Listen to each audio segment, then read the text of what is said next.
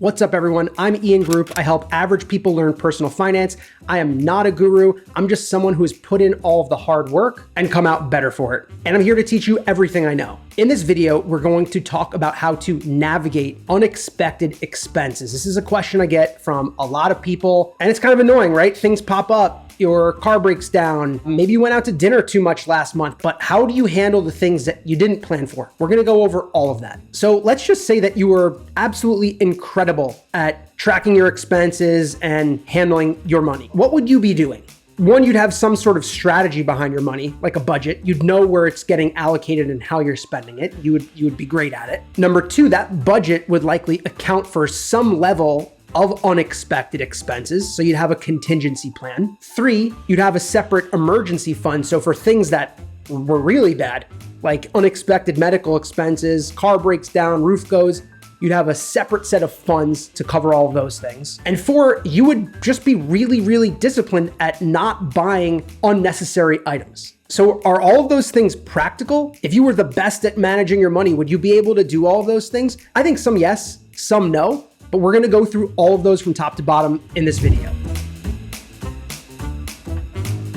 Let's talk about your budget strategy. Do you typically have unexpected expenses that you didn't budget for pop up in the middle of the month? Here's what to do. Calculate your monthly expenses and add 5% on top of that. It's called an expense contingency, and that will actually build some wiggle room into your budget so that if you overspend, you've got money there to actually cover those expenses. Your budget strategy is really just how you allocate your income to your expenses every month. This isn't rocket science, not meant to be complicated. It's literally how are you spending your money every month. But if you are struggling with unexpected expenses, let's talk about some strategies for how to deal with that within your budget. One strategy is to create separate line items within your budget for unexpected items. Here's what I do in mine. I actually have a line item in my budget specifically for home improvement. I put $500 a month away into a separate account in case I need to fix something within my home. You can even use a rule of thumb, like 1% of the value of your home should be saved each year for maintenance expenses. But the point is that you're just putting some money aside, because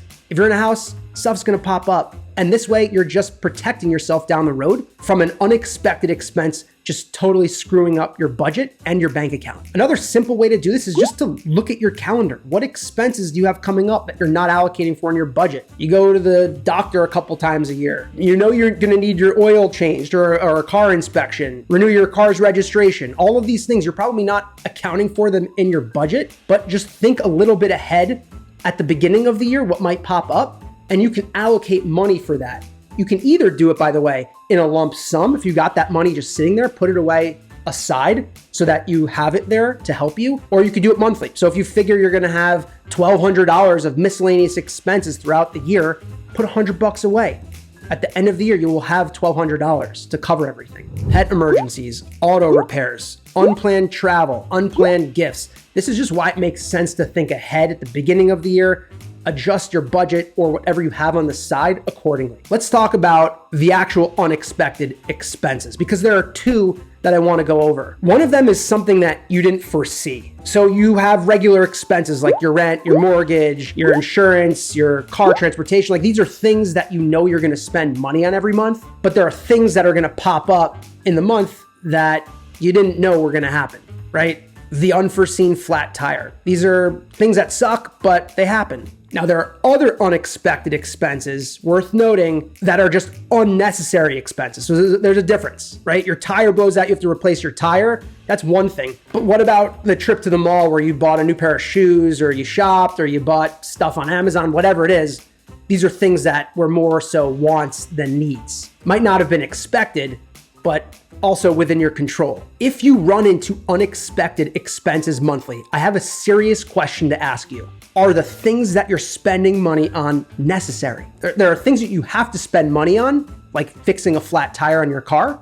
And there are things that you can avoid, like getting another pair of sneakers. If you want to have control over your money and feel good about it every month, you need to ask yourself a question: whether the thing that you're spending money on is a need or a want. Is the item totally necessary or is it unnecessary? Ask yourself these questions, maybe even give it a day or two, and then come back to that expense. It's going to provide a lot of clarity for you. So we can't talk about unnecessary versus necessary expenses without talking about mindset. Because if you're buying something that you're deeming unnecessary, there was a reason you bought it. Pleasure, boredom, you want to keep up with the Joneses, but we have to start to uncover the reasons that you're actually spending money on these things. If you don't want to improve how you spend, just stop watching this video right now. If you do, you're going to want to also stay to the end because I'm going to give you my number one tactic for actually dealing with these unexpected expenses. So stick with me here. Did you know that the average American overspends each year by over $7,500? If this is you, here's what you need to do. There's likely a bigger reason behind your spending habits. And once you understand that reason behind your spending, you can actually get to the bottom of what's happening. For example, in March 2020, when everybody was working from home, I was missing normal life, and what gave me some semblance of normalcy and excitement was just buying stuff on Amazon. And I have to imagine that you were doing the same thing too. So why was I spending? To satisfy boredom? To mask the craziness in the world? Point is, if you are overspending every month and you see this as a pattern, there is likely some unsatisfied urge or something else that you're just trying to satisfy in your life. Think about that and you're gonna have the answer to your spending problems. Part of having a good strategy for unexpected expenses is also having an emergency fund. Now, these are for true emergencies. This is not for unnecessary expenses, but this is part of a good strategy that will cover you if the SHIT really hits the fan. By the way, that's how you know I have kids, when I'm spelling out these words and not actually saying them. But this is a family-friendly YouTube channel. How do you know when it's okay to dip into your emergency fund? What's considered an emergency? If you have an unexpected expense that's serious, it's perfectly okay to use your emergency fund, but just make sure that it's actually an emergency. Medical expenses, your car gets smashed, hopefully not with you in it. It's there for you to use in these situations so that you don't have to get stressed out. But when you can, just be sure to replenish that emergency fund. I like to have 3 months in my emergency fund. And if you're struggling with actually starting one, just get some money in there, put it aside. But one of the best things that you can do for an emergency fund is come up with a goal. So 3 months, let's just say that 3 months of your expenses was, just for ease of numbers, $3,000. So you could put $1,000 away every month. You could break it down to $500 every 6 months, or just keep going down. Point is, break down the goal into monthly chunks. You will eventually get there. Whether it takes you 12 months, 24 months, doesn't matter. But just have that goal in mind so that you have something to work towards, because emergencies will happen, right? And this video is all about unexpected expenses. So we talked about the strategies of having a budget, what the unnecessary and unexpected expenses might be. We talked about mindset. We talked about an emergency fund. Now let's just summarize my 3 favorite ways to handle unexpected expenses. Here are my 3 favorite ways to handle unexpected expenses, and you gotta stay for number 3 because it is by far my favorite. Number 1, account for them in your budget.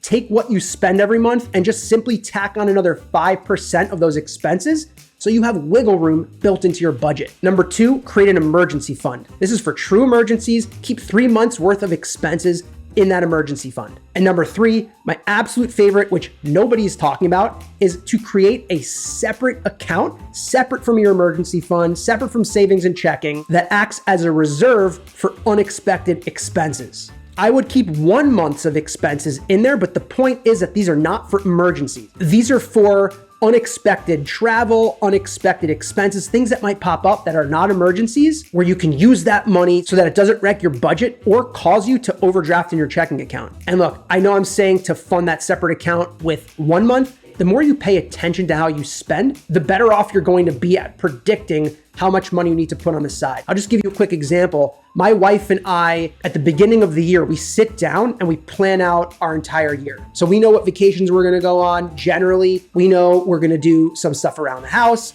but we plan this out. I put that money on the side, and all of a sudden, even if things change or morph around, those expenses, which I didn't quite know exactly what they would be yet were still no longer unexpected, and I accounted for them. Thanks so much for watching. I'm Ian Group. I'm just a regular guy who helps the average person get their personal finances together. I've been through the crap, did the hard work, and I'm here to teach you everything I know. I'm here every single week with a new video. If you like this video, if you want me to talk about something else, leave it in the comments. Otherwise, please subscribe to my channel. You'll get notified when there are new videos, and you can find me on all the socials. I'll see you right here again next week. Take care of yourself out there.